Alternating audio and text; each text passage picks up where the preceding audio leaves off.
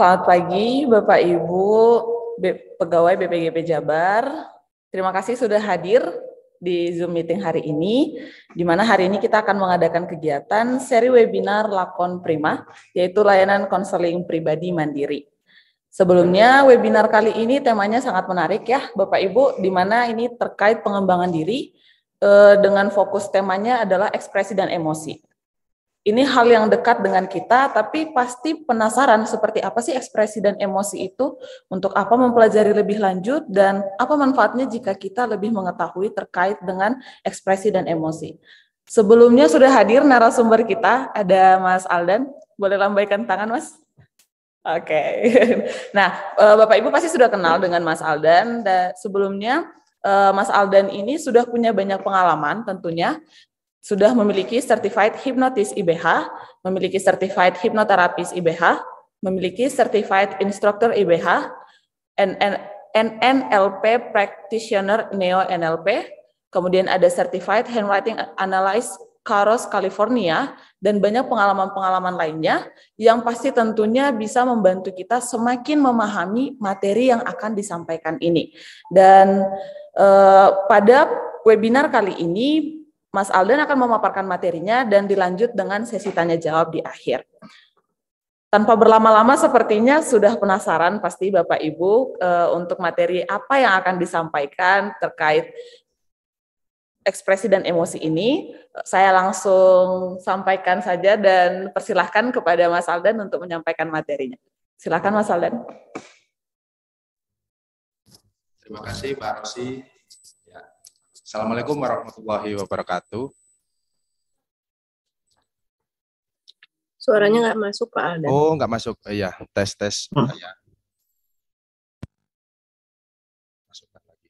Oke, udah masuk belum? Udah. Aman. Oke, Assalamualaikum warahmatullahi wabarakatuh. Waalaikumsalam warahmatullahi wabarakatuh. Ya, Bapak Ibu semua, semoga tetap sehat. Dan semoga dari kegiatan kali ini kita bisa mendapatkan manfaat ya Bapak Ibu. Jadi untuk kegiatan sekarang ini adalah perdana ya dari Lakon Prima. Jadi kita rencananya setiap bulan itu nanti akan memberikan seri webinar untuk pengembangan diri, untuk internal di BPGP Jabar. Yang pastinya bertujuan untuk menambah pengetahuan, kemudian bisa menambah pola pikir yang lebih positif, dan lain sebagainya. Oke, biar nggak berlama-lama ya. Ini saya akan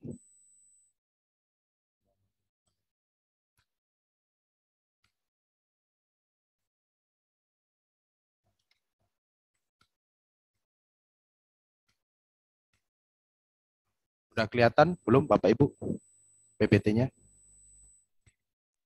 Sudah. Udah. Siap.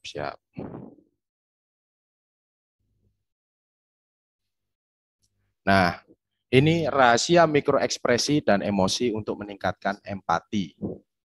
Apa sih mikroekspresi? Bapak Ibu pernah ada yang tahu mikroekspresi? Kan di TV-TV itu kan sering kan? Mikroekspresi, ekspresi mikro, kan gitu. Nah, itu kan sebenarnya ekspresi yang ditunjukkan setiap orang itu terkait dengan apa yang dirasain terkait emosinya. Nah, kenapa sih kita harus mempelajari ini? Ini ada 4 kuadran. 1, 2, 3, 4. Self-awareness, self-management, others awareness, dan others management. Saya jelaskan satu persatu ya Bapak Ibu.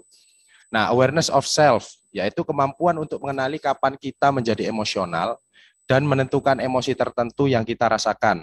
Memahami dengan merenungi emosi saat kapan emosi itu masuk dan kenapa emosi ini ada di situasi ini.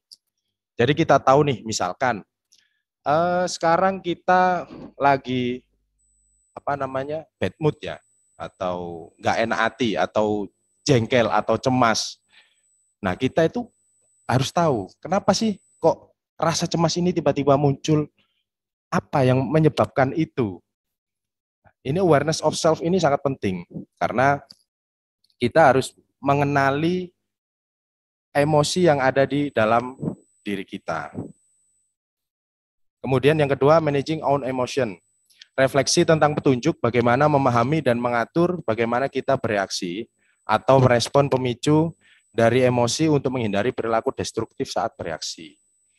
Nah, kita bisa mengatur emosi kita sendiri ketika ada perasaan yang berlebih, emosi yang berlebih di dalam hati kita, misalkan rasa marah, rasa sedih berlebih, rasa takut berlebih. Nah, itu kita bisa memanage itu, mengatur itu. Nah, tujuannya ke situ untuk yang self. Nah, nanti kita akan bahas bagaimana cara memanage emosi kita sendiri. Nah, kuadran yang ketiga, awareness of others' emotion. Ini yang penting ya Bapak Ibu. Jadi, kita bisa mengenali emosi keluarga, anak, suami, istri, rekan kerja, terus teman kita, sekitar, orang sekitar. Nah, ini contoh, misalkan mereka itu tidak nyaman dengan kita, atau mereka mencoba menyembunyikan emosi yang mereka rasakan.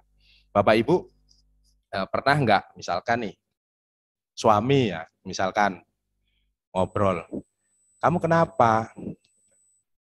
Nggak apa-apa. Jadi bilang nggak apa-apa, oh nggak apa-apa, suaminya bilang gitu. Padahal secara ekspresi itu udah kelihatan. Kalau ada anger di situ. Nah, kita kan harus tahu tentang hal itu. Awareness of other emotion. Anak nih pulang sekolah misal. Dia lagi menunjukkan ekspresi yang ini, sadness. Ekspresi sadness. Matanya sayu, mulutnya agak turun, bahunya agak ke bawah. Terus kita ngomong, belikan minyak goreng di sana di depan. Wah, males Bu. Marah. Oh, kamu itu anak gini. Nah, jadi kita menyuruh anak pada kondisi yang tidak tepat. Nah, seharusnya kan memang, kenapa nak kok kamu kelihatan lesu? Wah, ibuku perhatian banget ini. Nah, kan gitu kan harusnya. Nah, ini nanti kita pelajari ekspresi-ekspresi. Nanti ada poin-poin di wajah ya. Tuh. Nah, jadi mengenali emosi berdasarkan ekspresi orang itu sangat penting di kehidupan kita. Banyak kasus yang sekarang ini kan yang lagi banyak itu anak SD, anak SMA yang bunuh diri itu loh, Bapak Ibu. Nah kan banyak itu. Nah itu kan harusnya orang sekitarnya itu kan mengenali. Wah, kenapa dia ya kok berbeda sekarang? Kan harusnya di situ. Oke, langsung ke kuadran 4. Managing relationship, mengetahui persepsi, beliefs. Beliefs itu kepercayaan ya, jadi bukan kepercayaan agama itu bukan. Jadi apa yang dia percayai dan emosi yang terbungkus dengan komunikasi yang kurang jelas. Yaitu tadi, kamu kenapa? Enggak apa-apa. Nah, kita kan harus mengetahui itu sehingga kita dapat meningkatkan kemampuan membaca sinyal khusus dalam komunikasi. Dan juga kita bisa mengatur cara berbicara kita sesuai dengan emosi lawan bicara yang kita ajak ngomong itu tadi. Nah, fungsinya buat apa sih? Nah, ini ada contoh satu, negotiating a significant purchasing or sale. Nah, misalkan dalam ini ya di kemitraan atau di apa, itu kan kita pasti ada negosiasi di situ. Untuk pengadaan, untuk apa. Nah, itu kita bisa tahu emosi lawan bicara kita. Itu sangat penting. Kemudian dealing with unhappy customer. Misalkan nih, customer kita ini kan guru di sini ya.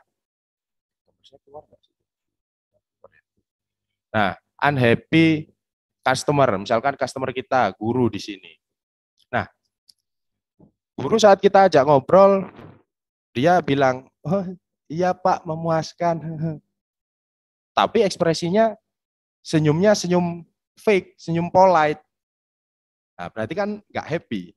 Nah, seperti itu. Nah, jadi hal-hal seperti itu bisa kita pelajari nanti. Kemudian handling a major dispute.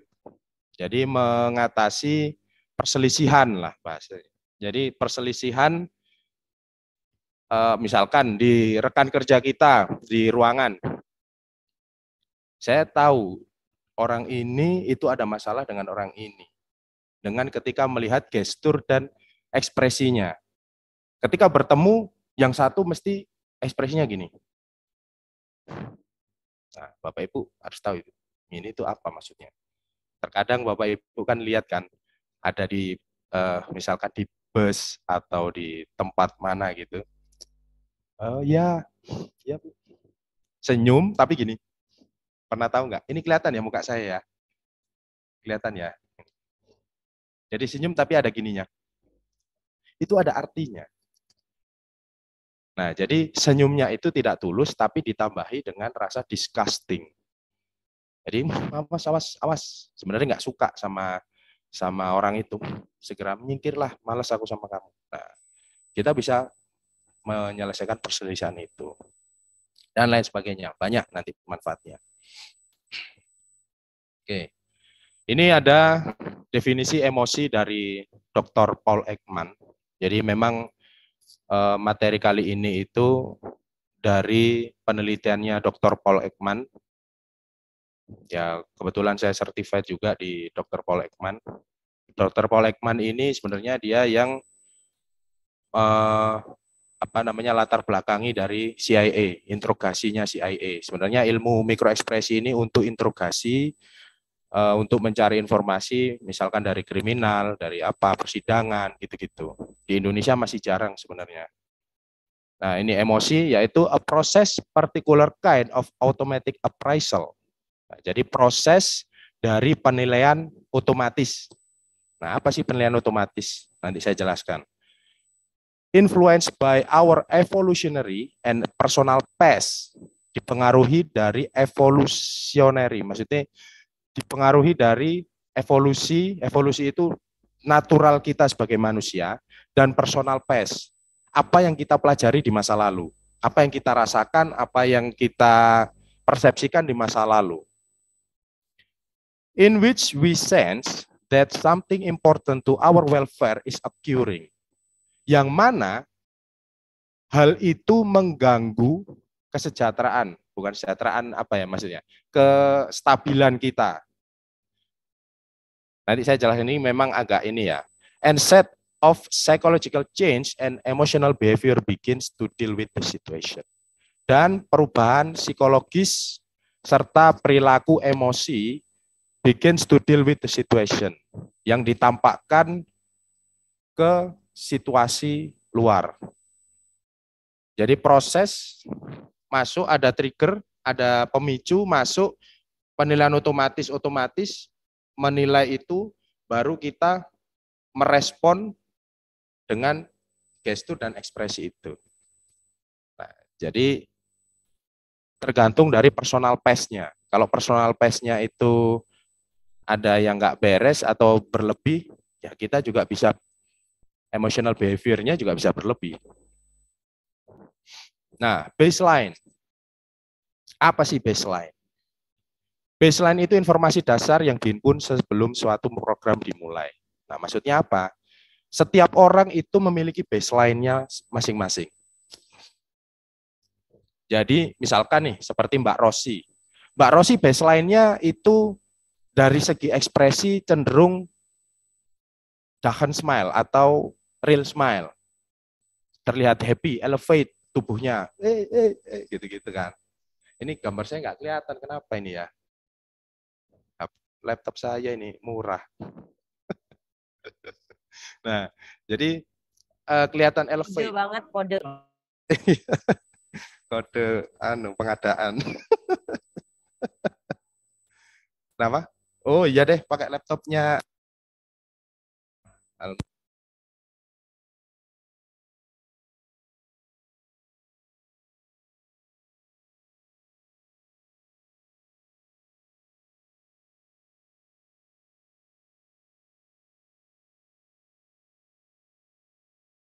Nah, pakai itu aja lah deh, nggak apa-apa. Ya, makasih, Kak. Nah, jadi baseline.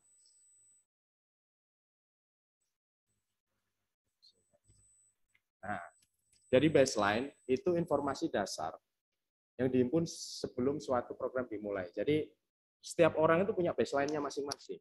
Terbiasa setiap harinya elevate, smile, kemudian apa namanya?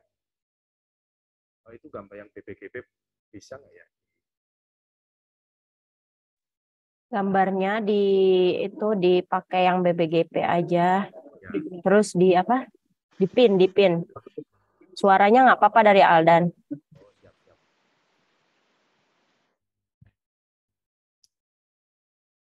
Nah, misalkan nih si Mbak Rosi itu terbiasa Suaranya happy. cilik.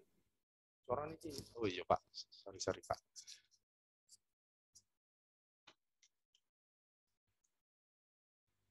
Nah, tubuhnya elevate, senang, smile-nya real gitu ya. Gitu. Nah, kemudian gesturnya pun itu kelihatan ketika menjalankan sesuatu. Ya, Bapak Ibu, ini gini. Nah, kemudian di suatu hari, besoknya atau kapan, ternyata Mbak Rosi itu ketika diajak ngobrol, ya. Cuman gitu-gitu. Terus diajak guyon, diajak bercanda, langsung marah. Nah, itu berarti sudah keluar dari baseline. Nah, Bapak Ibu di rumah, lihat baseline anak Anda. Suami, istri, lihat baseline-nya. Terbiasanya seperti apa? Biasanya kalau kita ngajak ngobrol, senyumnya, iya ma. Terus tiba-tiba kita ajak ngobrol, ada fears-nya. Enggak ma. Nah, itu ada sesuatu. Nah, itu baseline, sudah keluar dari baseline. Nanti ada aspek-aspek baseline itu apa saja yang bisa kita lihat. Nah, ini sebenarnya bisa juga untuk pelatihan hospitality ya. Jadi hospitality keramahan ya kan, keramahan di pegawai itu juga bisa. Oke, langsung next. Nah, trigger. Trigger itu apa? Pemicu. Jadi setiap orang itu saat mau mengactionkan atau menunjukkan ekspresi atau emosi yang ditampakkan, itu pasti ada trigger dulu, pemicu. Ada trigger dulu. Kalau dalam ilmu neurolinguistic programming, trigger itu masuk ke 5 panca indera kita. Nah, ini ada 2, evolution dan learning and experience. Misalkan gini, trigger evolution. Misalkan nih, Bapak Ibu di tengah jalan, terus ada truk lewat. Takut nggak? Ada fears kan di situ. Nah, itu evolution, itu wajar. Itu normal, karena siapa yang nggak takut ada truk gini? Oh, pasti takut. Kita gelantongan di mana? Di gedung tertinggi, pasti kita ada rasa takut, dan itu wajar, evolution. Nah, saya teringat kemarin waktu di Cianjur, yang ada trauma healing itu yang ditekankan pertama kali adalah ketika Bapak Ibu sekarang itu merasa takut, itu wajar. Realize, oh iya saya memang takut, ya wajar, saya juga takut kalau ada gempa. Jadi bukan berarti jangan takut Bu, ada gempa, no. Biarkan menyadari takut. Akhirnya apa? Dari rasa takut itu kita bisa waspada. Nah, cuman yang tidak boleh adalah selalu ketakutan. Nah, itu masuknya di learning and experience. Nah, learning and experience itu rasa, ini bukan hanya takut saja, marah, takut, sedih. Itu berdasarkan dari apa yang kita alami dan kita pelajari di masa lalu. Misalkan nih, saya takut dengan Bumia misal. Saya takut dengan Bumia. Nah, itu by evolusi apa learning? Learning kan? Takut dengan bos, takut dengan Romi misal. Nah, itu learning. Karena ada sesuatu hal yang kita pelajari di situ. Nah, tapi kalau evolusi itu beda. Ada singa, ada apa, nah, itu pasti takut. Nah, itu trigger ya. Nah, kalau selalu ketakutan dan itu terus-menerus, nah itu berarti ada sesuatu yang tidak beres. Nah, ini saya jelaskan bagaimana sih emosi itu, proses emosi ya di manusia itu. Ini berdasarkan penelitian Paul Ekman semua. Setiap manusia itu bisa mengeluarkan apa yang ia rasakan saat ada trigger. Nah, yang tadi ada evolusi, ada learning. Saya kasih contoh emosi langsung aja deh. Marah misal ya. Marah, saya kasih emosi marah. Triggernya itu misal, bayangin nih kita punya anak kita menumpahin gelas. Pior, tumpah di meja. Seret. Automatic appraisal kita kan langsung respon. Penilaian otomatis. Nah, ada emotional database alert. Nah, itu storage, berisi storage. Wah, kalau tumpah gini, ya kita harus respon dan ada rasa marah kan tentunya. Nah, atau rasa apa, khawatir atau marah, itu tergantung dari database alert kita. Nah, kemudian affect program activation itu adalah program afeksi kita yang didasari oleh pengalaman atau apa yang kita alami di masa lalu, yang kita pelajari. Nah, jadi gelas tumpah, afek program kita langsung, wah ini gelas tumpah, saya marah ini. Cuman afek program activation setiap orang itu beda. Nah, kalau dalam ilmu yang Freud ya, afek program ini kan terkait alam bawah sadar. Alam bawah sadar kita itu bagaimana? Wah, terus akhirnya impuls generate, dibesar-besarin kan, wah emosinya, wah marah. Nah, baru dia membuat learn display rules. Saya dulu pernah numpahin gelas gini, saya dipukuli sama orang tua saya. Akhirnya keluar action, marah. Marahnya terus-terusan kan, emosinya keluar. Nah, refractory period itu adalah jangka waktu atau apa ya namanya ya, kayak ini loh, naik, klimaks, terus turun, nah gitu. Nah, setiap orang itu ketika memiliki emosi itu sebenarnya harusnya itu singkat, hanya sepersekian detik. Misalkan marah, hei, langsung emosi, udah langsung cool down. Itu normalnya. Nah, sumbu pendek, benar. Nah, tapi kalau marahnya itu udah marah, terus marahnya ada lagi, marahnya terus. Nah, itu berarti nggak beres di afek programnya. Kamu makanya megang gelas itu gini, megang gelas yang betul. Ayo kamu. Nah, itu berarti ada sesuatu. Kita tidak sesuai dengan marahnya, tidak sesuai dengan apa yang dilakukan oleh si anak ini. Nah, itu terkait sama afek program kita. Misalkan kita punya, kalau di ini ya, ini saya gabungin juga. Di neurolinguistik, yaitu ada namanya anchor. Anchor itu terkait dengan apa yang kita alami di masa lalu. Nah, itu kita bisa langsung respon, keluar ke situ. Nah, proses ini itu tidak bisa dikuasai oleh consciousness atau kesadaran atau thinking, berpikir. Anakku numpahin, nanti aku marahnya gimana ya? Itu nggak bisa. Jadi langsung otomatis, cet, sepersekian detik, seret. Jadi nggak bisa, anakku numpahin, aku nanti marahnya sedikit, apa banyak, apa gimana ya, itu nggak bisa. Jadi marah itu langsung otomatis, tergantung efek program kita. Nah, makanya ketika kita nanti mau membenahi dari efek program itu, biar permanen.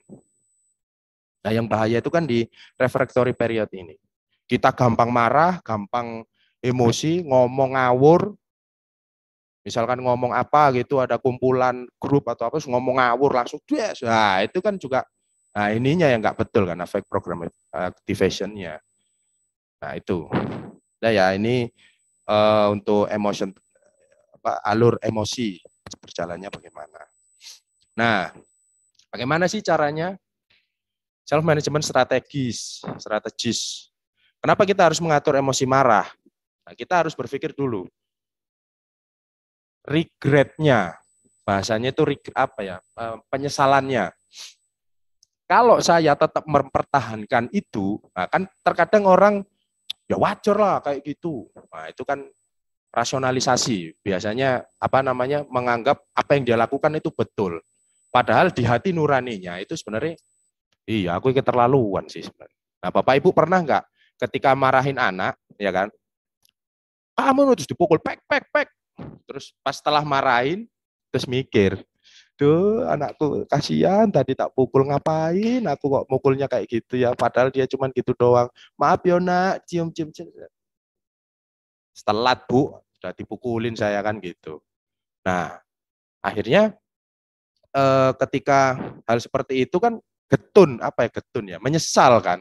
Di dalam hati itu kan menyesal, kok bisa kayak gitu ya marah ke anak, padahal cuman gitu doang salahnya. Nah itu karena ada anchor itu tadi. Nah, jadi kita harus berpikir dulu dampaknya dari perasaan regret itu tadi. Kita pikirkan terus. Nah, ini tidak disukai orang lain. Siapa sih orang yang suka kalau orang itu gampang marah, terus marahnya itu nggak jelas? Nggak ada yang suka kan gitu. Tidak suka akibatnya. Akibatnya apa? Misalkan anak itu ada dipukul, anak punya trauma, akhirnya anak tumbuh punya mental block. Macam-macam akibatnya. Hurtful behavior, misal mukul-mukul, mukul-mukul apa mecah-mecahi piring. Nah. Jadi kita harus berpikir dulu ininya. Dampaknya ketika kita masih mempertahankan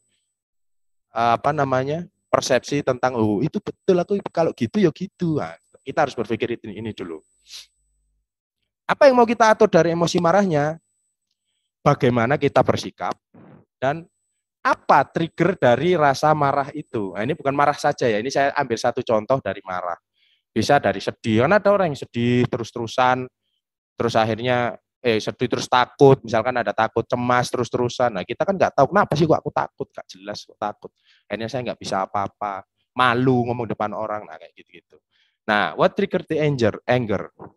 Apa sih penyebabnya? Awal-awal ini aku kenapa sih kok kayak gini? Nah, itu kita cari tahu terus. Sebenarnya ada strategis dari yang Paul Ekman ini, cuman itu terlalu ribet lah kalau diaplikasikan untuk orang Indonesia karena terlalu too much step. Jadi saya kasih metode yang mereduksi emosi yang berlebih ini, yang simple ya. Jadi kita bisa melakukan relaksasi atau mindfulness. Bapak Ibu pasti di sini udah sering lah. Apa sih mindfulness? Mindfulness itu kan udah sering. Sebenarnya mindfulness ini, yang penting dari mindfulness itu adalah right here and right now. Kita memposisikan diri kita itu sekarang, saat ini, di tempat ini, ya udah, nggak ada urusan sama yang lalu-lalu. Kita merelekskan diri. Ini sebenarnya ada kajiannya tentang alam bawah sadar ya, tentang penurunan panca indera. Itu nanti bisa masuk ke deep berapa itu ada, cuman nggak cukup waktunya kalau di sini. Nanti lah next. Nah, relaksasi atau mindfulness, nah itu kita right here and right now. Misalkan gini, Bapak dan Ibu, ini kalau mau latihan ya, dicoba berlatih. Bapak dan Ibu di ruangan kerja nih, stres. Duh, WBBM, stres aku WBBM ini, ngurus WBBM kan, stres. Nah, nggak apa-apa, total stres. Ya harus stres di ruangan itu. Harus. Nggak suka sama siapa rekan kerja, ya udah, nggak suka ya udah, total di situ udah. Saat Bapak Ibu keluar dari ruangan ke kantin, anggap kantin itu planet lain atau dimensi lain. Jadi di kantin itu ya udah fokusnya di Batagor, jangan fokus di WBBM atau di teman yang kita tidak suka itu tadi. Jadi benar-benar kita di di Batagor, fokus makannya, lihat tempat kantinnya, mantap. Jadi nggak ada pikiran di blok, nggak tak pikir dulu. Maksimalkan bahwa Anda di kantin. Begitupun di toilet, maksimalkan di toilet. Jangan sampai ada pikiran, wah ngerjain laporan, lagi makan misal di kantin, laporan, terus pulang lihat anak, halo nak, lihat wajahnya anak, loh kok ada laporan, nah itu kan juga susah, lihat muka anak tapi muka anak jadi laporan kan, nah pusing kan akhirnya, nah jadi jangan kebawa di rumah gitu loh. Stresnya jangan dibawa. Nah, itu kita berlatih namanya state of mind. Jadi pikiran kita itu bisa dibuat state seperti itu. Jadi dipilah. Dibagi. Saya di sini sensasi saya seperti ini, saya keluar sensasi saya juga berubah keluar. Tuh. Itu nanti ya next time lah kita latihan state ya. Kalau di NLP namanya TOTE.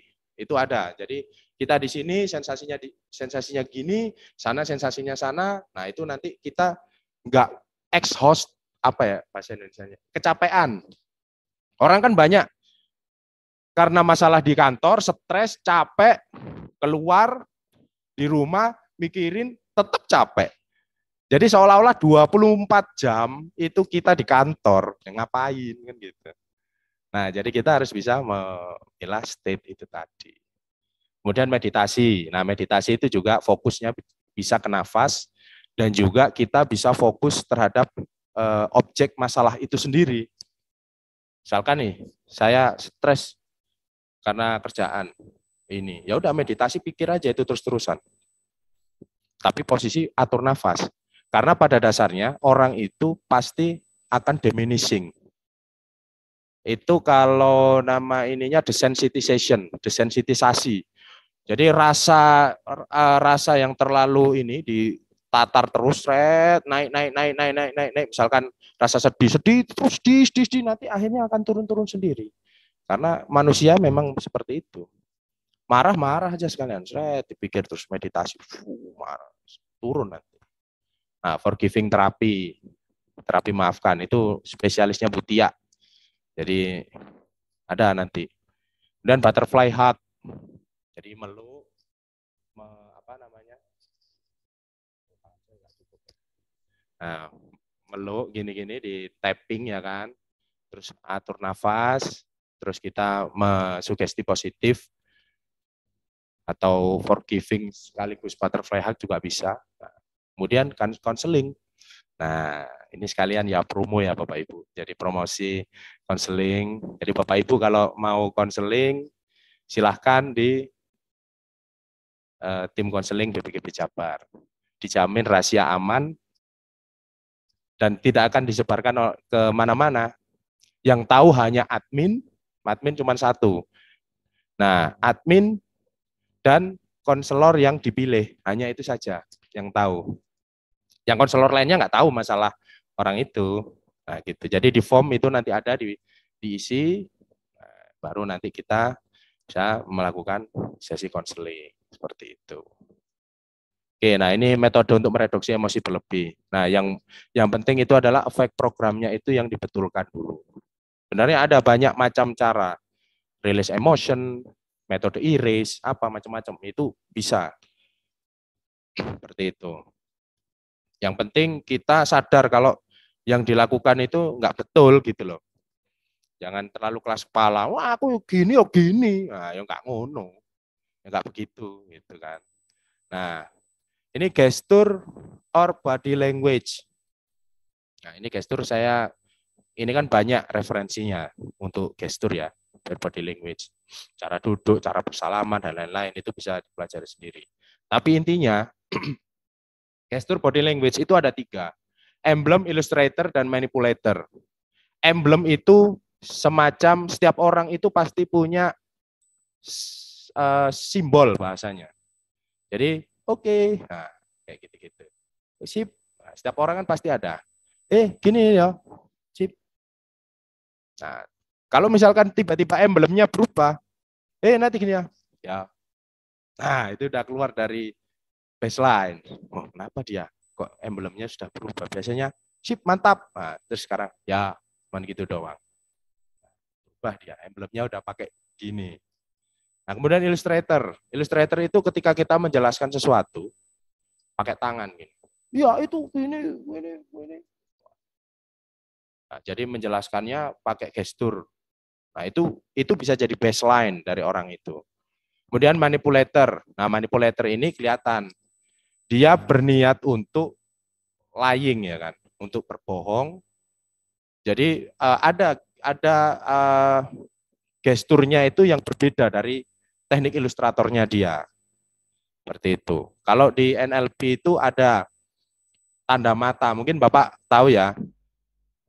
Kalau kita ngobrol bercerita pakai mengingat itu mata kiri ke atas, nah itu kan berarti visual remembering. Jadi benar-benar mengingat yang terjadi. Kalau sebelah kanan ke atas berarti construct. Berarti ada ngarang-ngarang dikitnya kan gitu. Nah, kalau ke bawah itu pakai kinestetik. Jadi ada perasaan di situ, ada pertimbangan, ngobrol kayak sinetron. Udah aku racuni minuman ini. Nah itu kan lihat ke bawah, nggak mungkin. Sudah aku racuni kan nggak mungkin. Nah jadi kalau bilang gitu mesti kan ke bawah. Sudah aku racuni minuman itu. Nah, itu. Jadi melihat ke bawah. Nah itu bisa dilihat dari mata. Itu next lah, nanti kita kapan-kapan bahas itu. Nah sekarang baru masuk yang ke eksternal ya, others. Tadi kan yang self. Nah sekarang yang others. Micro expression dapat terlihat hanya 1 sampai 1/4 detik. Jadi micro expression itu cepat. Jadi misalkan apa ya? Misalkan ekspresi kaget gitu kan. Kan cuma gini doang. Dan itu sangat sebentar.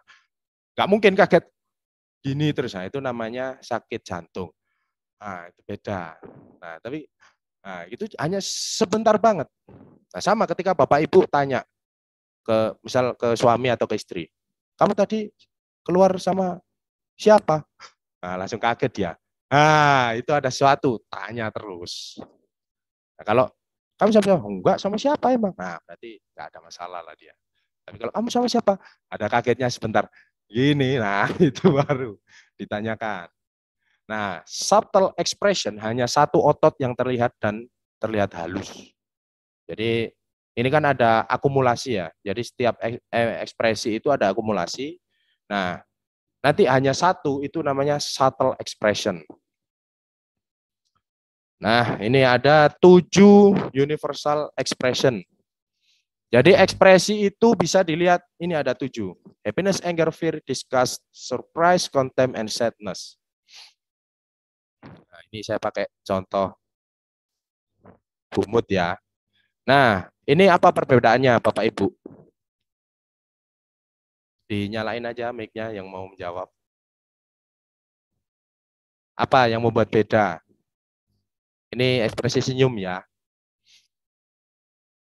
Ayo Bapak Ibu. Ini sama-sama senyum kan? Tapi apa yang membuat beda? Yang nomor 1 Ya. terpaksa, yang nomor 2 happy, full of happiness. Itu dilihat dari mana Bu? Kalau boleh tahu. Dari cara menarik bibirnya. Dan menarik bibir. Terus mata. Nah, mata. Ya benar. Jadi senyum itu sebenarnya di mata bukan di bibir. Senyum itu di mata. Nah bisa Bapak Ibu tutup bibirnya ya. Matanya bisa kelihatan. Yang satu ada wrinkles, ada ini apa namanya kaki ayam di sebelah kanan kirinya. Nah senyum itu di situ. Kalau yang nomor 1 itu polite smile namanya. Polite smile itu senyum sopan. Jadi buat orang itu seneng gitu aja. Mari ya senyum ya kan, papasan gitu kan, kita sering kan papasan, ya Bu, ya cuman mulutnya doang. Ya karena apa ya, cuman buat menyenangkan orang yang menyapa itu saja. Nah itu namanya polite smile. Nah kalau di dalam hospitality itu nggak bagus. Misalkan nih kita ada customer konsumen. Kalau kita pakai senyum kayak gitu itu nggak bagus, bukan standar. Nah untuk melatihnya itu bagaimana? Itu pakai bolpen ini pramugari ya, latihan pramugari. Itu bolpen atau pensil di ini. Gugugug, digigit bolpennya. Terus, nah itu sampai setengah jam, sampai 1 jam. Jadi gini terus, pakai bolpen. Nah itu untuk melatih kita agar terbiasa. Terbiasa untuk dahan smile namanya. Jadi yang nomor 2 itu namanya dahan smile. Jadi dahan smile, senyum tulus. Memang senang di hati itu, merasa ada kesenangan di situ. Oke, nah. Dari happiness, ini ada universal trigger atau pemicu umumnya, universalnya. Apa? Yaitu pleasure, rasa senang. Jadi kalau orang senyum yang matanya itu tadi gini, ya itu memang rasa senang di hatinya. Nah, fungsinya untuk apa? Social signal of friendliness. Jadi sinyal otak kita, orang lain yang melihat itu punya apa ya, sense lah bahwa orang ini ramah ya gitu. Tapi kalau cuma mulutnya doang, ya kita merasa baik gitu doang, tapi ramah belum tentu. Nah, I am no threat to you. Aku tidak mengancam. Aku baik. Gitu. Nah, posturnya elevate, naik ini. Ceria kan nggak mungkin orang seneng itu lemes gini kan nggak mungkin. Nah, mesti naik. Sensasinya hangat. Vocal signalnya exhale laughter. Exhale itu gitu. Nah, laughter itu ketawa. Nah, itu menunjukkan happiness. Nah, ini gambar resminya ya. Nah, gambar resminya dari ini. Outer eyes tighten, crow's feet, ya kan, kaki gagak. Cheeks arise, pipinya ngangkat. Terus lip corners, pull up towards temples. Nah, ini sampai naik banget. Tuh. Happiness. Nah, ini foto Pak Karno. Crow's feet-nya kelihatan banget. Nah, kemudian anger. Yang anger, rasa marah. Nah, rasa marah ini bukan berarti negatif, Bapak Ibu. Banyak orang mengatakan anger itu nggak bagus. Oh, tidak. Tuhan menciptakan anger, itu punya maksud. Apa universal triggernya? Interfere with goals. Jadi, daya juang sebenarnya. Rasa marah itu sebenarnya tujuannya untuk daya juang. Nah, jadi ada goals, keinginan, target di situ, ada yang ganggu, kita singkirkan. Nah, itu anger namanya. Triggernya di situ. Nah, jadi daya juang. Nah, fungsinya apa? Untuk menghentikan ikut campur dari urusan itu tadi. Eliminate threat to goal. Menyingkirkan apa yang menjadi penghalang. Nah, kan ada orang yang nggak bisa marah. Pernah kan Bapak Ibu menemui orang yang nggak bisa marah, lemes gitu, lempeng. Ada yang marah-marah nggak jelas, nah itu juga ada. Terlalu marah-marah, nah itu juga ada. Nah itu tadi yang alam bawah sadarnya yang dibetulkan. Nah kemudian untuk postur, kepala sama dagu ke atas, body puff. Puff itu ini gitu, apa sih? Nah kalau di kamar mandi kan, pas gitu kan itu marah sebenarnya. Ada goals yang mau diselesaikan kan gitu. Nah, itu body puff namanya. Nah, itu juga anger sama sebenarnya. Makanya orang kalau anger kadang kan tangannya digini-gini kan. Gini-gini tangannya ditekan-tekan. Nah, itu ada something kan gitu. Vocal signalnya edge, harsh, louder. Edge itu ngono lho. Nah, itu edge, harsh, keras, louder, kencang. Itu tandanya. Nah, itu kita bisa lihat misalkan ada orang yang itu tadi yang keluar dari baseline, vokal signalnya kok agak kenceng sekarang ya. Nah, itu udah keluar dari baseline. What's wrong? Gitu. Nah, ini ekspresi marah ya. Jadi kelihatan. Bapak Ibu pernah nggak ketika rapat atau kegiatan apa gitu ya, kita ngomong, tiba-tiba orangnya gini-gini. Mulut kelihatan kan foto saya, apa gambar saya. Mulutnya gini-gini. Nah, ininya flat, atasnya flat, tapi mulutnya digulung-gulung. Itu anger. Itu udah anger. Nah, makanya ini setelah ini kita hati-hati ya dalam berekspresi ya. Jadi nanti bisa kelihatan lu marah dia. Saya ngomong gini dia marah gitu. Ini. Nah, itu udah anger sebenarnya. Terus matanya agak gini, digini-gini kan. Nah, itu udah anger. Ini ya subtle namanya, anger yang subtle. Jadi hanya satu otot yang kelihatan. Kalau gini banget kan nggak mungkin orang. Nah itu bisa disembunyikan ke yang lain. Kadang tangannya digini-gini kan, ditekan-tekan, gini-gini. Ya. Tuh. Nah, eyebrows pull down. Nah, ini yang total ya, marah total ya, marah banget. Nah, ini cirinya. Yang mulutnya lebar. Nah, marah seperti ini kan kalau ekspresi total seperti ini kan sebenarnya hanya sepersekian detik. Misalkan kayak kasus tadi anak numpahin gelas, nah udah selesai. Nggak mungkin, gitu terus nggak mungkin. Nah mesti, udah baru ngapain kan gitu. Karena itu klimaks baru turun. Nah turunnya itu seberapa lama itu tergantung efek program kita. Kalau turunnya gini terus naik lagi, terus itu yang nggak beres. Udah ini terus marah lagi. Nah, itu ngawur itu. Itu. Nah ini karena PPT lama, jadi yang waktu trending ini PPT saya yang lama, jadi trendingnya ini ya ini. Siapa ini, lupa saya juga. Nah ini marah ekspresinya. Iya, oh iya, yang syukur. Nah, kemudian fear, rasa takut. Universal triggernya itu adalah threat of harm. Jadi terancam bahaya. Fungsinya itu adalah menghindari atau mengurangi bahaya, ancaman bahaya itu.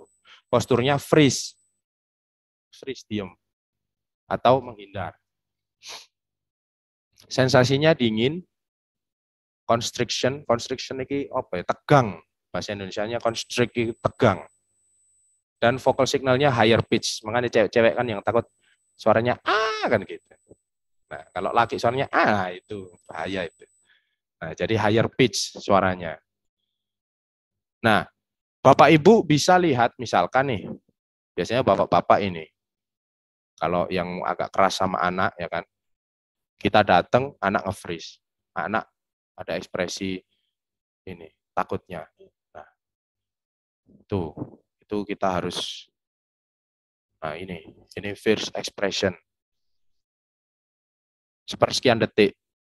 Anak kita temui terus dia nge-freeze. Nah ini saya agak curhat sih. Saya sama bapak saya gitu soalnya. Dia datang aja udah langsung takut saya. Makanya saya punya mental block juga sebenarnya. Mana alhamdulillah sudah rilis. Nah, jadi mulut agak gini. Nah, biasanya cepat. Nah, ketemu apa gitu. Ini ekspresi takut yang total. Nah, ini Bapak Ibu bisa lihat. Kalau kita ketemu sama siapa gitu, dia mulutnya agak gini. Sepersekian detik, berarti dia ada rasa takut sama kita. Seperti itu. Matanya juga misalkan gini, agak mundur gini. Nah, itu takut.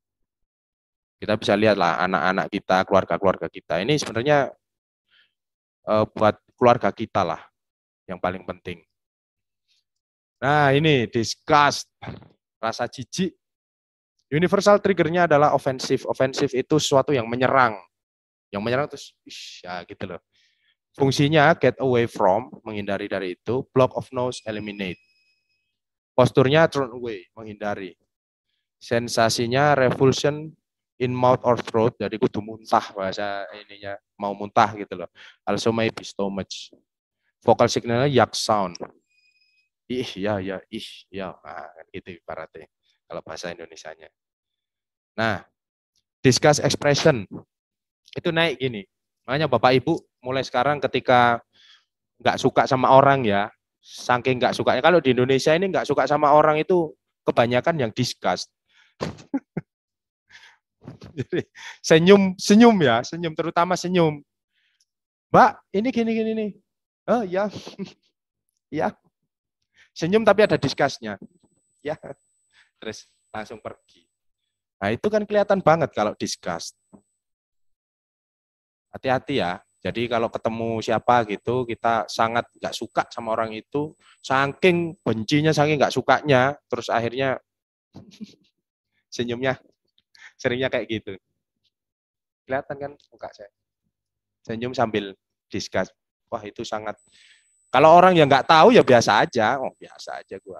Tapi kalau udah tahu sakit hati. Saya pernah diginikan sama anak SMA lagi di bus. Dikira saya ini mungkin penjahat. Nah itu. Ya, jadi ada disgust-nya, itu sangat hati-hati ya. Oke. Ini disgust, nose ring, wrinkle di atas, mulut ke atas. Nah.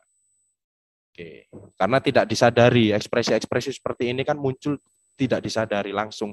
Shred sepersekian detik. Ada apa? Shred. Kita nggak bisa memproses secara cepat. Aku jijik. Gimana? Jijik nggak ya? Nah, itu nggak bisa.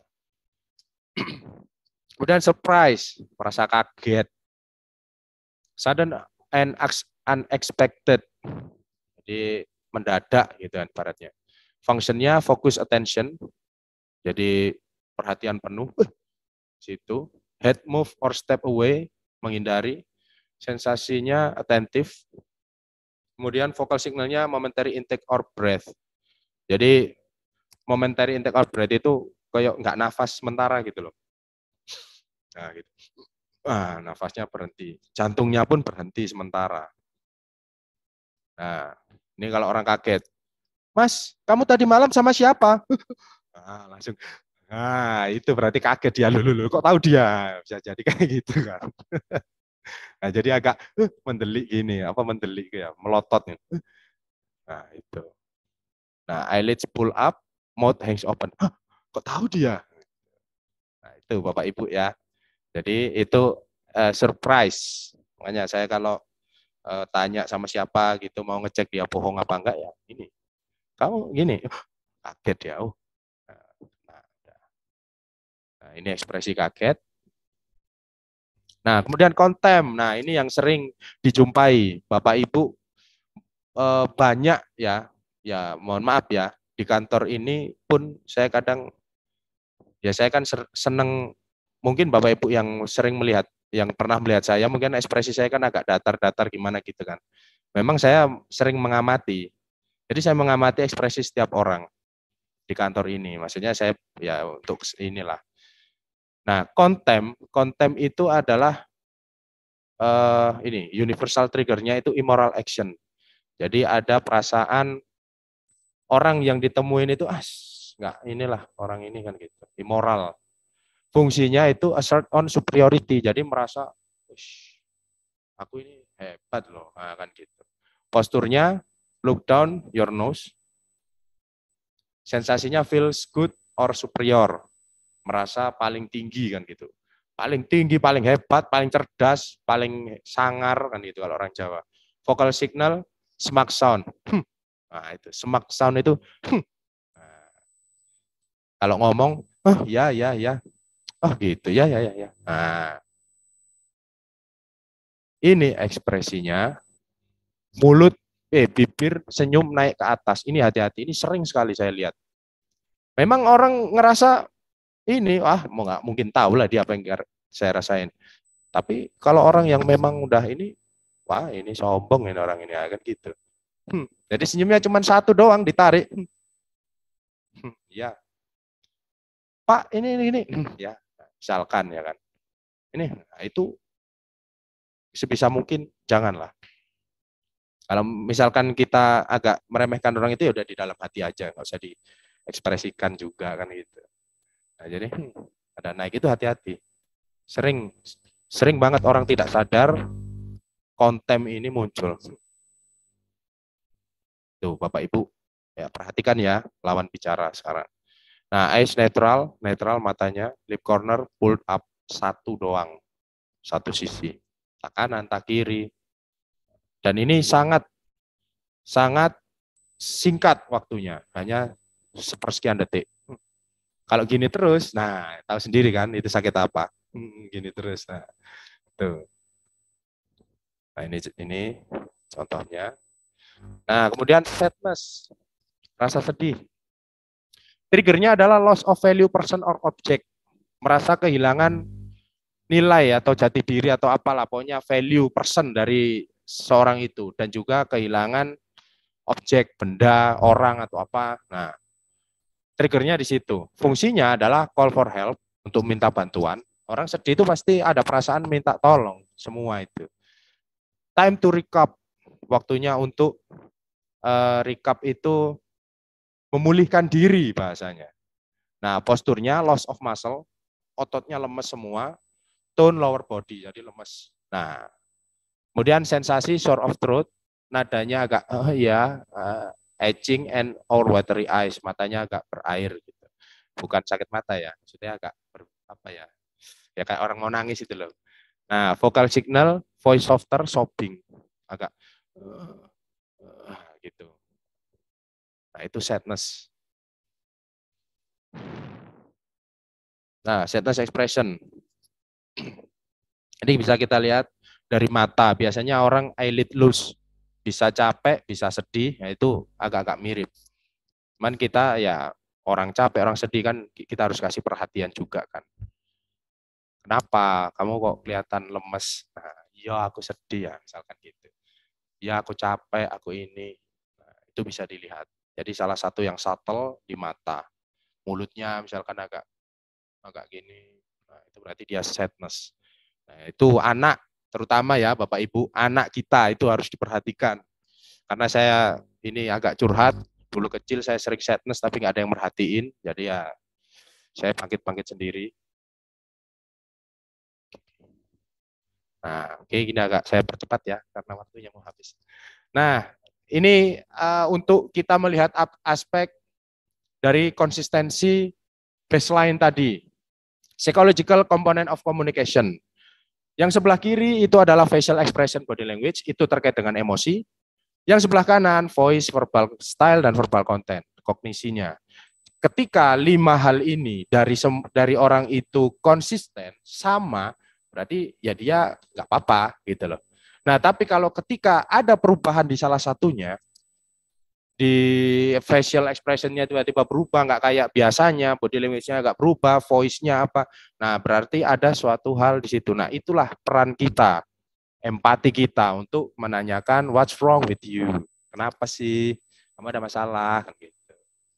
Nah, ini ada tips gestur pendengar yang baik. Ya, bukan berarti ini hanya untuk konselor saja ya. Ini untuk semua orang, untuk anak, untuk siapa semua lah. Suami, istri. Kalau lagi cerita, lagi ada curhat, ada apa, usahakan maksimalkan mendengarkan. Nah, ini ada tips gestur yang baik. Dimiringkan kepalanya, agak miring gini. Oh, terus anggukan pelan. Oh iya, anggukan pelan. Terus ikut berekspresi saat menceritakan emosi tertentu. Dia senang, ya kita ikut senang. Wih, hebat kamu ya, ini. Dia sedih, loh kok bisa kayak gitu, kamu kasihan banget. Nah, jadi ikut berekspresi. Kemudian jangan memberi saran saat tidak diminta. Terkadang orang ada curhat, ya kamu itu harus gini. Ya itu jangan. Jangan kasih saran, orang itu cerita dulu. Dia kadang pengen cerita doang. Kalau dia minta, enaknya gimana? Baru kasih saran. Tapi kalau nggak minta, jangan langsung kasih saran. Orang langsung bad mood cerita sama kita. Langsung bad mood cerita sama Anda. Mas, males aku malah dinasehati, malah gini. Kok hebat-hebat toh, ya kan gitu. Nah, itu banyak sebenarnya teknik-teknik untuk komunikasi yang ini ya. Kemudian mirroring. Mirroring itu kita meniru gestur orang yang orang cerita itu tadi. Tangannya gini, kita ikut tangan gini. Kakinya agak miring gini, kita ikut miring. Jadi kayak kaca. Itu bisa memunculkan kenyamanan di situ. Oke, terima kasih. Pas waktunya. Semoga bermanfaat materi kali ini. Barangkali pertanyaan apa gimana? Satu aja ya. Oke, wah ini menarik banget dari tadi paparan dari Mas Aldan ya Bapak Ibu, dan sebenarnya banyak yang masih bisa digali ya Mas dari paparan tersebut, tapi waktu kita sangat tipis dan itu pertanda bahwa kita selanjutnya akan banyak lagi materi-materi yang menarik dan Bapak Ibu harus ikutan biar informasinya semakin lengkap. Dan banyak tadi yang saya sendiri juga highlight yang apa yang disampaikan oleh Mas Aldan dan itu membuka pemikiran kita terkait pentingnya mengenali emosi itu sendiri, ekspresi dan emosi untuk diri dan orang lain. Nah, tadi sudah ada pertanyaan nih Mas Aldan dari beberapa Bapak Ibu, tapi karena waktu kita sangat tipis, kita cuma ambil satu pertanyaan saja. Mungkin dari yang pertama kali bertanya, ada Ibu Siti Amanah, terkait bagaimana cara membenahi afek program kita, apalagi untuk orang tua, agar tidak menurunkan afek program yang jelek ke anak. Bagaimana tuh Mas Aldan? Boleh dibantu untuk dijawab. Oke, siap. Terima kasih, Mbak Rosi. Ya, saya akan menjawab pertanyaan dari Bu Siti Amanah ya. Bagaimana cara membenahi afek program untuk orang tua agar tidak menurunkan afek program yang jelek ke anak? Ya, kalau membenahi afek program, itu kan sebenarnya terkait dengan kita realize dulu, sadarlah. Sadar, jadi kita sadar bahwa ya saya itu ketika melakukan hal seperti ini, emosi berlebih seperti ini, itu salah, itu dulu. Jadi satu itu dulu, kita tahu bahwa apa yang kita lakukan itu salah. Turunkan dulu, entah itu rasa harga diri kah, harga diri orang tua itu selalu benar. Wah, aku ya bener lah, kadang kan banyak seperti itu. Ridho Allah, ridho orang tua, wah, gitu apalagi. Nah, akhirnya membenarkan segala cara loh. Emang Gusti Allah duduk samping Anda kan gitu. Nah, kan jadi itu dulu yang kita kita hilangkan. Jadi realize, sadar bahwa ya saya itu salah. Nah, itu yang pertama. Baru yang kedua, kita baru masuk ke alam bawah sadar kita. Kenapa sih saya kok seperti ini? Kita tanyakan. Nah, oh ternyata saya itu masih merasa sakit hati, misalkan nih, cari penyebab ya. Sakit hati terhadap dulu misal. Karena misalkan nih, kan kita juga bisa dong marah ke orang tua kita sendiri kan juga bisa.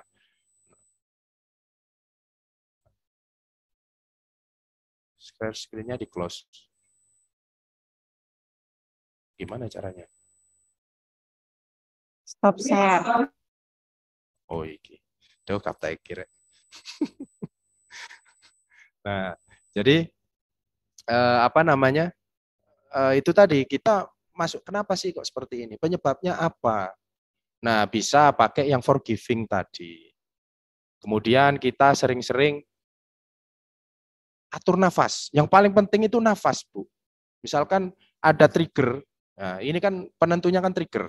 Trigger dari itu, cedek, orang anak ini melakukan hal sesuatu, kita langsung di hati langsung, nah itu langsung kita coba freeze-kan dulu, stop dulu.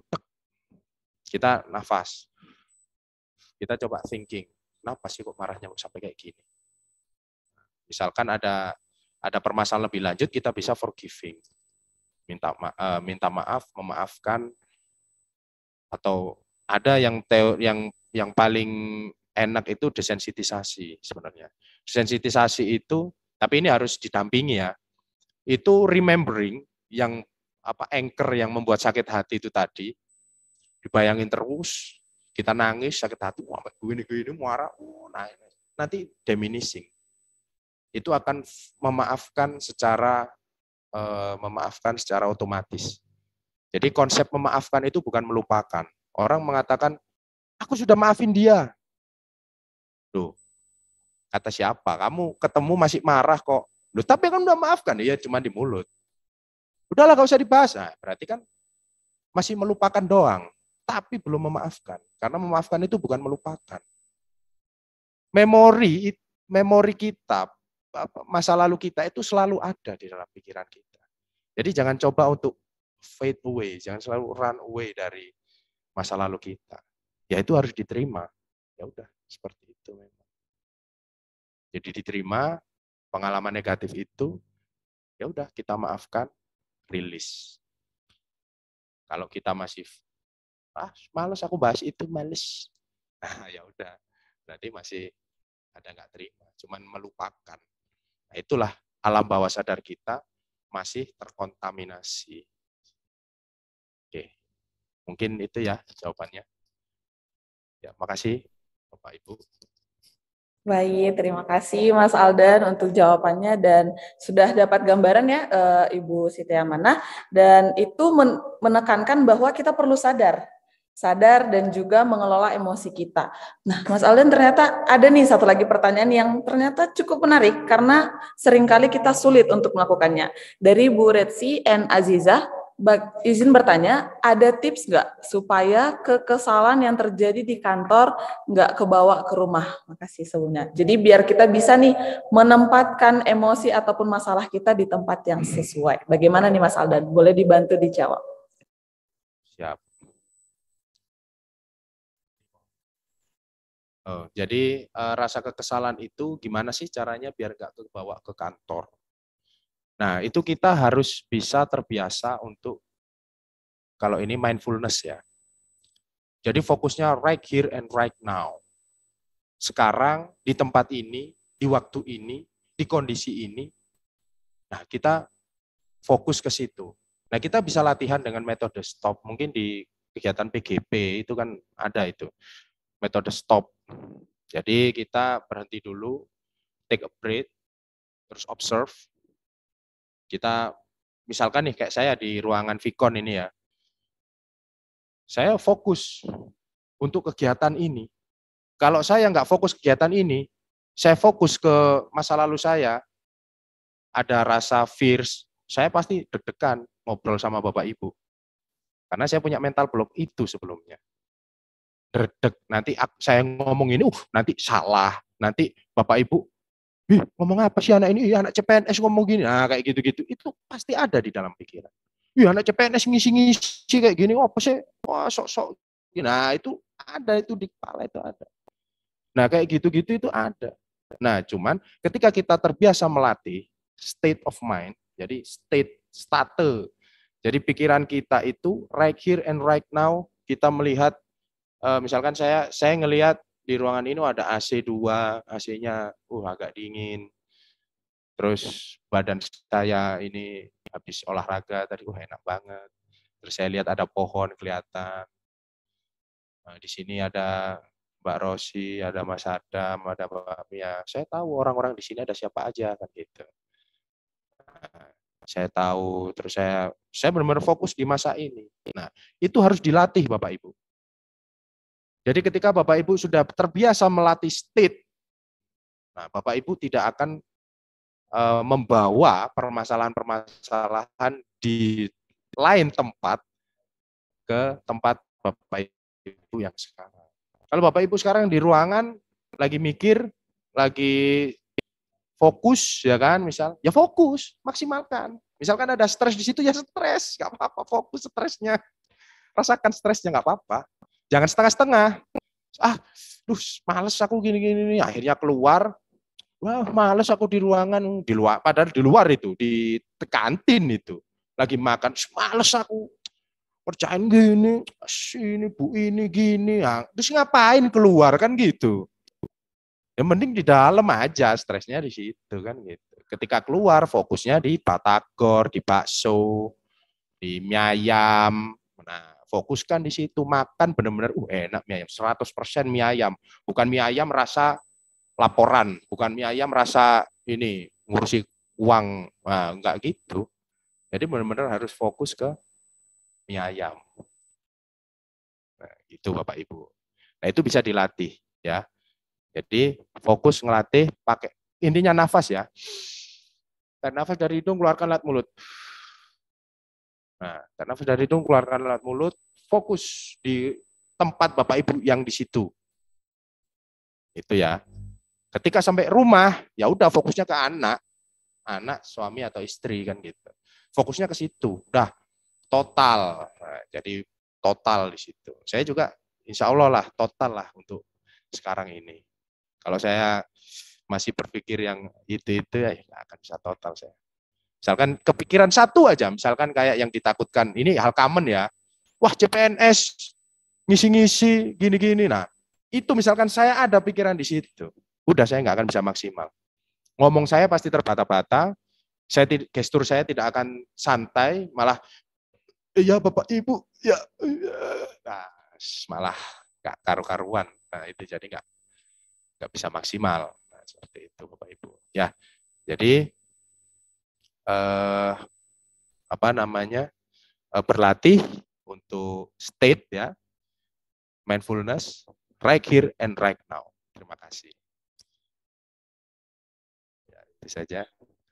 Baik, terima kasih Mas Aldan. Wah, nemu lagi berarti ini mindfulness fokus, dan tentu tidak bisa habis webinar ini langsung tiba-tiba jadi ahli ya Mas ya, jadi ahli dalam fokus dalam mindfulness. Pasti perlu latihan dan tentunya ikutan lagi kegiatan-kegiatan berikutnya yang akan kita adakan. Jadi Bapak Ibu dari materi-materi ini semoga bisa memancing Bapak Ibu untuk menemukan topik-topik, bisa juga dibantu diberikan kepada kami untuk jadi bahan berikutnya kita bahas kembali agar semakin matang pengetahuannya dan kita bisa praktiknya juga. Sayang sekali kita sudah di penghujung acara. Kami juga sebenarnya sangat senang berdiskusi dan berbagi dengan Bapak Ibu, tapi kita harus menyudahinya di sini. Namun sebelum saya sudahi, ada pengumuman sedikit dari Mas Adam. Silahkan kepada Mas Adam.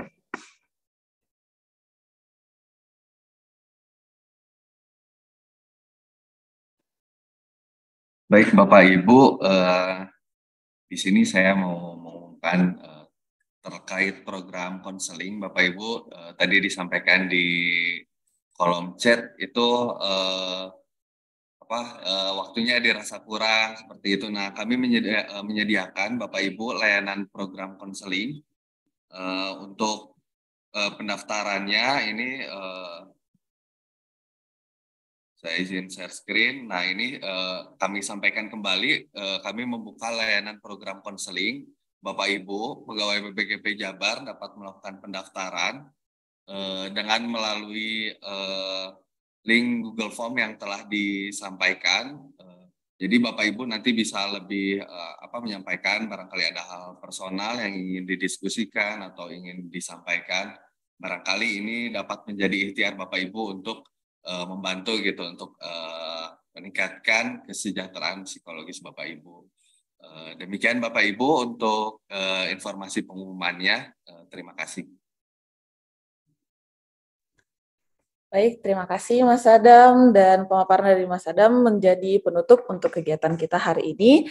Terima kasih Bapak Ibu, silahkan diisi daftar hadir dan juga evaluasi kegiatan agar kami bisa memperbaiki kinerja kami. Sebelumnya mungkin sesi foto dulu, bisa Bapak Ibu ada yang bisa membuka kameranya, kita on cam dulu untuk sesi foto, bisa dibantu untuk difoto.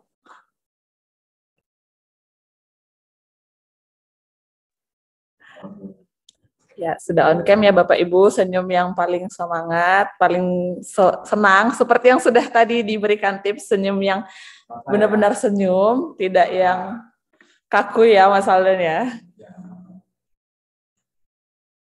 Ya, sudah sedang difoto. Slide 1, 2, lalu ada slide 3. Baik, terima kasih Bapak Ibu, terima kasih sudah hadir. Semoga kebermanfaatannya bisa meningkatkan kesejahteraan kita di kantor maupun juga di rumah. Sekian dari kami, mohon maaf atas kesalahannya dan sampai jumpa kembali. Terima kasih.